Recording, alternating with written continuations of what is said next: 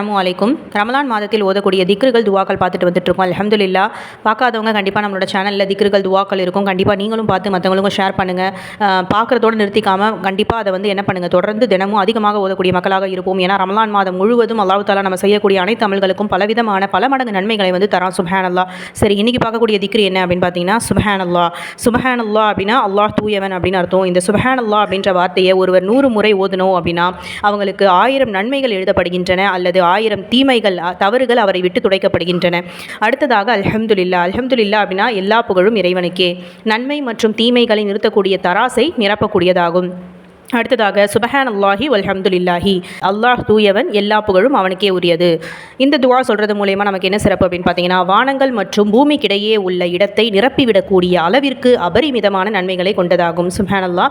இந்த 3 துவாவையும் அதிகமாக இன்ஷா அல்லாஹ் இந்த ரமலான் மாதத்தில் ஓதி நம்ம அனைத்து விதமான சிறப்புகளையும் பெறக்கூடிய மக்களாக அல்லாஹ் நம்ம அனைவரையுமே ஆக்கி அருள் புரியணும். ஆமீன். அஸ்ஸலாமு அலைக்கும்.